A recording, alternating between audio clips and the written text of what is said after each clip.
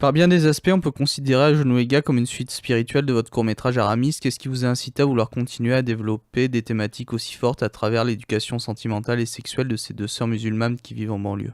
Aramiste parlait du lien qu'il y avait entre interdit culturel et frustration. À genoux les gars parle du lien qu'il y a entre frustration et violence. D'une certaine façon, ces deux films forment un diptyque qui fait le lien entre interdit et violence. Maintenant, on peut remarquer que ce lien-là, il dépasse largement les jeunes de banlieue dont vous parlez. Il est complètement tout autour du monde, dans tous les univers, dans tous les milieux, à tous les âges. Tout ce qu'on voit et tout ce qu'on sait nous le dit. Donc finalement, c'est pas l'élément le plus important pour caractériser l'histoire, l'univers particulier dans lequel il est inscrit. La différence surtout entre Aramiste et À genoux les gars, c'est que dans À genoux les gars, en fait, on parle pas du tout de toute cette question de religion, de la banlieue. On sait pas où elles habitent. On sait qu'elles sont musulmanes parce qu'elle dit qu'elle fait le ramadan, machin. Alors que dans Aramiste, le problème, c'était la religion qui, justement, elles savaient pas comment lier la religion et leurs interdits.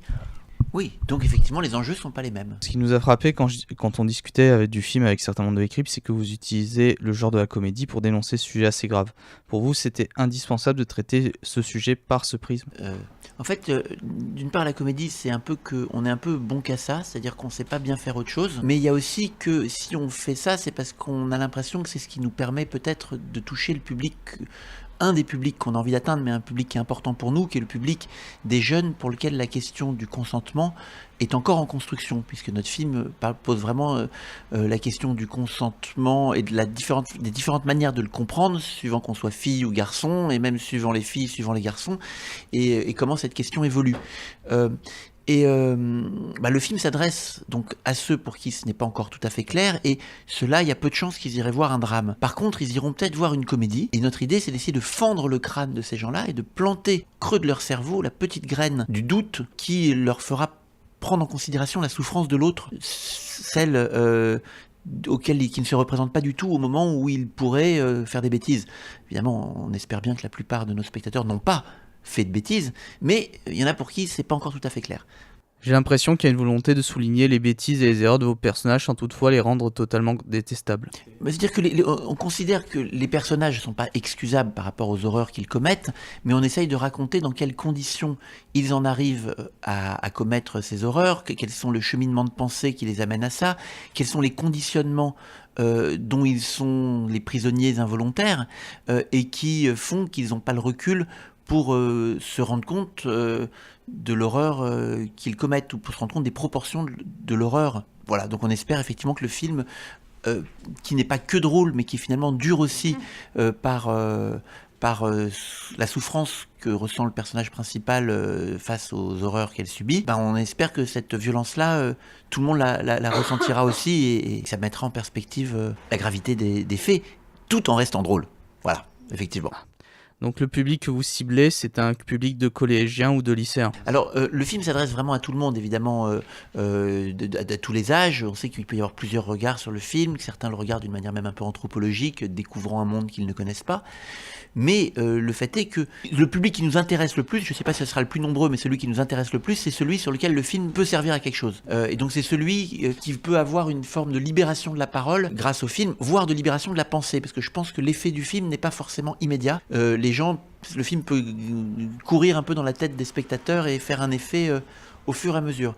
J'en ai eu l'expérience en présentant le film à des classes de terminale récemment, et en recevant des mails dans les jours qui ont suivi de gens qui m'ont dit des choses qu'ils ne m'avaient pas dit le jour de la séance. Il y a quelque chose qui m'a frappé à propos de votre bande originale, c'est que vous avez choisi des chansons yéyé tout antérieures à 1969. Est-ce que c'était une envie de faire un parallèle avec l'époque à laquelle on vit? Oui, alors le fait est que les chansons yéyé qu'on a choisies sont à peu près toutes écrites et interprétées par des jeunes femmes qui sont pas d'ailleurs rentrées dans la postérité, de même que ces chansons n'étaient pas des tubes à l'époque, j'en ai écouté des milliers pour choisir les 7 chansons du film, mais on peut voir un point commun avec le film, qui est lui aussi écrit et interprété par notamment 2 jeunes femmes, Inas, ici présente, bonjour Inas. Bonjour. Voilà, et Swad, puisque ma démarche était de donner la parole à Inas, et que depuis tout à l'heure, je ne la lui ai pas donné une seule seconde, je souffre. Oui, mais c'est toi qui as choisi les chansons, donc... Voilà, bon. Et donc effectivement, l'idée des chansons, c'était de faire un lien entre la condition des femmes d'avant la révolution sexuelle, telles qu'elles étaient décrites dans ces chansons, et celle des femmes d'aujourd'hui, dont on raconte et dont on se rend compte que finalement c'est une condition qui ne s'est pas tant que ça améliorée, voire qui a peut-être même empiré. Et ça donne d'une certaine façon un peu de recul sur l'histoire qu'on raconte, et que ça montre qu'il est effectivement intemporel et qu'il peut arriver partout. Et ça montre donc qu'il faudrait peut-être faire une révolution sexuelle, voilà. De toute façon, vous ne vous en cachez pas, le film est ouvertement féministe. Ah non, ça on s'en cache pas, hein. Tu t'en caches toi? Moi je me cache pas, mais il y a d'autres mots que j'aime bien. Moi j'aime bien le mot égalitariste, mais il paraît que c'est un mot qui remonte au 19e siècle et qui excluait complètement les femmes à Oui, l'époque. donc c'est un peu Donc dommage. du coup, non mais je dis juste qu'il faut réinventer la définition du mot égalitariste, qui me semble bien, parce qu'il dit juste que tout le monde devrait avoir les mêmes droits, et ça me oui, semble mais bien. en fait, dire féministe, ça veut pas dire qu'on enlèverait des droits aux hommes. Non, je sais bien, mais je peux t'expliquer Vas-y. pourquoi ça me pose un petit problème, ce mot féministe. Vas-y. Mais en fait, c'est un communautarisme, le féminisme, d'une certaine façon. Ça parle Ouais. d'une communauté. Alors que quand tu dis le mot égalitarisme, tu parles de tout le monde. Et tu dis que tout le monde devrait être égal. Donc, c'est pas de défendre les droits des uns particulièrement, c'est de défendre les droits de tout le monde. Et si, et c'est le cas, il y a une inégalité dans l'exercice de ces libertés par les uns et par les autres, il faut évidemment défendre ceux qui sont en déficit. Mais c'est une petite différence de vocabulaire qu'il y a entre toi fille et moi garçon. tu vois, Bah ouais, finalement. ça doit être ça. C'est deux, Ouais, c'est oui, deux oui, mots oui. différents donnés au même combat. Ouais. C'est-à-dire, je pense pas qu'il y ait de divergence entre toi et moi et entre tous les gens Non, du non, film je pense pas. sur ce qu'on défend et sur ce qu'on veut faire. Après, on peut donner des noms différents, mais c'est du verbiage. Au tout de la sortie du film, il y a eu ce feuilleton avec le CNC sur une interdiction. Le film a été à l'origine interdit aux moins de 16 ans, puis l'interdiction a été rabaissée en appel à une interdiction moins de 12 ans avec avertissement. Comment avez-vous vécu cette interdiction moins de 16 ans, et est-ce que vous pensez justement qu'on a de plus en plus de mal à aborder ce genre de sujet au cinéma ou à la télévision? Bon, alors, le moins de 16 était un vrai malentendu sur à quoi sert le film et pour qui il a été fait, puisqu'il a vraiment été fait pour ces ados pour qui cette question du consentement est encore en construction. Donc, évidemment, c'était très important de toucher ceux qui sont juste à la puberté et avant 16 ans. Bon, heureusement, ce malentendu a été levé grâce à la sagesse de la commission qui a mieux compris nos intentions. Et qui a dépassé ses craintes. Par rapport il y a un avertissement qui est très sympathique puisqu'il dit finalement très exactement notre parti pris. Il dit sur un ton volontiers léger, le film aborde un sujet grave. Et il ajoute qu'il peut heurter un jeune public, mais de fait, on ne tient pas spécialement à montrer le film à des gens avant la puberté. Ça n'a pas trop de sens, c'est pas trop le propos. Voilà. Alors après, c'était quoi la question suivante? C'est que c'était... C'était justement par rapport... Que font les autres? Non, c'était surtout pour savoir si vous aviez rencontré quelques difficultés avec des producteurs ou des distributeurs. En vrai, ça fait 30 ans que j'ai beaucoup de difficultés pour faire des films, mais pas pour celui-là. C'est-à-dire que le Aramiste qu'on a fait tous les trois ensemble, auparavant, a été un petit miracle qui faisait 40 minutes, mais il a très très bien vécu. Et il a permis de nous faire comprendre sur quelles étaient nos intentions. C'est-à-dire que quand on a présenté, par exemple, ce projet à l'avance sur recette, il nous disait « Mais comment vous comptez faire rire avec ce sujet si grave ?» Et quand je disais, mais on tourne avec Swad et Inas, et tout de suite, ils comprenaient comment on compte faire rire avec Swad et Inas, parce qu'on avait fait ce film avant qui montrait ça. Et je pense que de ce point de vue-là, ce qu'on a fait correspond très exactement d'ailleurs à ce que je leur avais annoncé, c'est-à-dire qu'on a fait remarcher cette technique de travail commune qui pousse les situations jusqu'à l'absurde parfois, et qui du coup font rire. Puis vous avez eu aussi un soutien de poids avec cette sélection cannoise. En fait, je vais répondre encore à la question d'avant une fois. Je veux juste quand même signaler qu'il n'y a pas une seule chaîne de télé dans le montage financier du film, et que certes, on a eu les moyens pour faire le film, mais qu'on avait quand même un zéro de moins par rapport au budget moyen du cinéma français, et que le film s'est fait effectivement sans... on parlait hier avec un gars qui avait fait une fiche de lecture pour France 3, et que j'avais eu entre les mains par une fuite... amusante. Et dans cette fiche de lecture, il avait écrit que ça serait Les Valseuses des années 2010. Il avait écrit ça il y a 2 ans, quand il avait lu le scénario. C'est pas moi qui le dis, c'est lui, c'était sur scénario. Et alors, il avait fait une fiche de lecture dithyrambique, ça allait être un film culte et tout, mais il y avait toutes les petites croix disant qu'il fallait pas le prendre. Dans les petites croix de jugement en début de fiche de lecture. Parce qu'en fait, effectivement, ça correspondait pas aux critères de France 3. Et qu'en même temps, ils avaient pris un autre film qui s'appelait... Alors à l'époque, il s'appelait H493, mais en fait, il est sorti sous un autre titre. C'est le film avec Denis Podalides, le prof qui va en banlieue faire le prof, là, comment il s'appelle ce film-là? Et le type était atterré parce que il disait que celui qui parlait des choses, c'était le nôtre. Les grands esprits, voilà. Voilà, bon, je balance, mais effectivement, c'est ça qui s'est passé, et c'est intéressant de voir que nous n'avons pas eu de chaîne de télé sur ce film, parce que ça veut effectivement dire des choses sur le cinéma. Et qu'à l'arrivée, on se retrouve sélectionné un certain regard à Cannes. On le constate, hein. Comment s'est passée votre aventure cannoise? Nous l'avons très bien vécu. Non, moi, Tu l'as bien vécu, Swan? C'était bien? Ah oui, bien sûr, c'est intense. Voilà. Toi, Inas? Moi, j'ai très mal vécu. Hein. Ah, Très t'as mal, souffert, très mal. hein. Ah bah oui. Oh non, en fait, on a souffert parce qu'ils nous faisaient lever tous les matins pour aller faire des interviews. C'était terrible. Non, c'était surtout pour savoir si cette sélection cannoise avait apporté un éclairage nouveau sur votre film. Oui, ben le fait est que ça permet d'être vu par beaucoup de gens d'un coup, et ça permet aussi de déculpabiliser les gens qui se demandent un peu quoi en penser, parce que c'est quand même un truc bizarre, hein. Allez voir le film parce qu'il est bizarre, hein. C'est peut-être c'est l'argument qu'il faudrait mettre sur l'affiche, bizarre. Ils l'ont pas mis, hein, parce que j'ai vu l'affiche là, mais ils n'ont pas mis celui-là. Ils ont mis d'autres, ils ont mis Sidérant. Oui, non, mais effectivement, il a autorisé à aimer, quoi. On a eu l'impression que comme c'était pris à Cannes, du coup, c'est que c'était de l'art.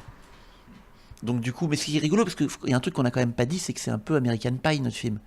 Enfin, c'est un petit peu quand même de l'humour gras pour ados avec des grosses blagues qui tâchent quand même.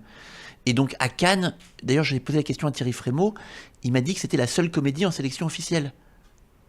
Bon. Je trouve ça rigolo. Ah oui, tout à fait.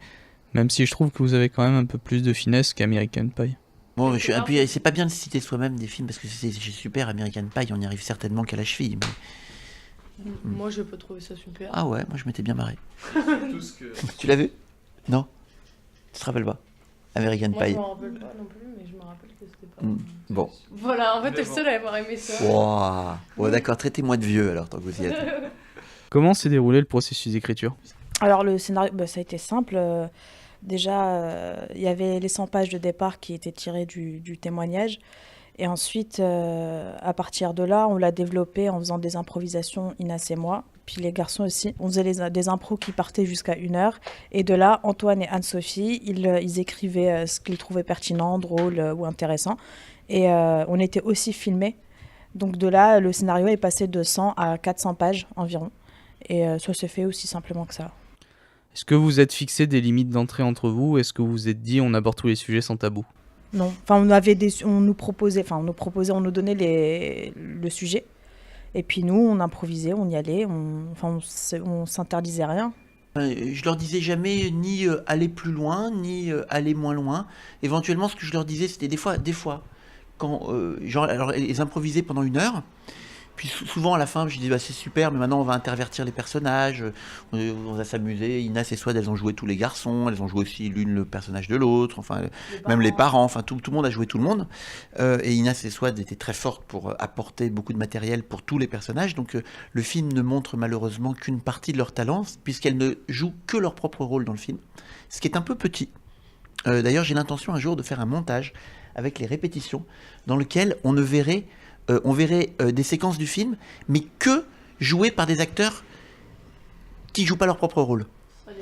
Et donc on verrait chacune des séquences avec peut-être Swan en Salim, Inas en le garçon du banc, enfin on verra. Ça pourrait être assez amusant à faire.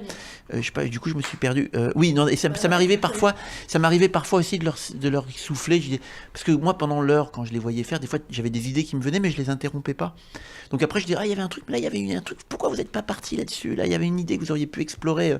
Allez-y, repartez, mais prenez ce branchement-là. Je leur donnais des idées de branches, en fait, de chemins sur lesquels ils pouvaient aller. Ah ouais, t'as raison, super. Et elles repartaient, et puis elles alimentaient la piste que j'avais créée, ou Anso, hein, des fois. Enfin bref, on travaillait tous ensemble. C'était très, très collégial, très sympathique et très laborieux en même temps, parce que on a fait ça pendant 4 mois, tous les jours. Parallèlement à la sortie cinéma d'À Genoux, vous déclinez cette histoire sur un format de 30 épisodes de 10 minutes qui va être bientôt diffusé sur Internet. Vous aviez en tête de faire cette sortie simultanée dès le départ, ou est-ce que c'est une opportunité qui est arrivée durant le développement du film? En vrai, en amont, on était plutôt dans une forme d'irresponsabilité qui était on va filmer tout ce qu'on a développé et qu'on a validé en fait en développement, c'est-à-dire ce qui est resté des impros des filles et des garçons et qui est arrivé dans le scénario, c'était que des choses qu'on trouvait intéressantes. Mais effectivement, ça faisait 400 pages et quand ils le jouaient, ça faisait à peu près 2 minutes par page, donc on avait à peu près 800 minutes. Le texte à plat, ça faisait à peu près 800 minutes. Et on les a tournés. Parce que, en fait, pour nous, dans notre manière de travailler, tourner une scène de 20 pages, c'est pas plus long, à peine plus long que de tourner une scène de 5 pages. Parce que on pose la caméra et puis soit elle le joue tout d'un coup, soit elle le joue... Enfin voilà, ça prend juste le temps nominal en plus, quoi. Mais comme elles sont extrêmement fortes et ils sont extrêmement forts pour apprendre leur texte et pour être capables de jouer des scènes de 40 minutes d'un coup, bon, au lieu de faire 20 minutes, on fait 40 minutes. Mais de toute façon, sur les films, en général, les autres 20 minutes, ils les utilisent à aller boire des cafés. Donc, il valait mieux l'utiliser à tourner, quoi. On n'a pas bu de café, du coup. Ouais. Du coup, à la fin du tournage de 18 jours, on avait ce matériel énorme. Évidemment, au moment du montage du film, on s'est rendu compte que si on mettait tout, le film serait insupportablement long, qu'on comprenait un peu dans quelle histoire on était à 1h10 du début du film. Enfin bref, c'était pas possible. Donc on a fait tout le travail de montage pour arriver à un long métrage tendu et qui raconte vraiment une histoire tout le temps. Donc il fait 1h40 comme les films, quoi. C'est un film d'une durée normale. Mais on avait laissé sur le carreau énormément de matière qu'on aimait. Et c'est pas des choses qu'on avait enlevées parce qu'elles étaient pas bonnes. Et donc, chaque séquence était une histoire en elle-même qui méritait d'être racontée en elle-même. Alors que dans le film, des fois, soit il n'y était pas du tout, soit il y en avait 10 secondes et que ça racontait pas l'histoire de la séquence. Et donc, on a pensé à un redécoupage et c'est comme ça qu'on est arrivé à cette idée de série qui a un autre grand avantage, c'est de permettre de s'adresser notamment aux jeunes qu'on a beaucoup de mal à faire venir dans les salles et qui peut-être, par contre, regarderont YouTube. C'était ma dernière question, je vous remercie. Merci à vous.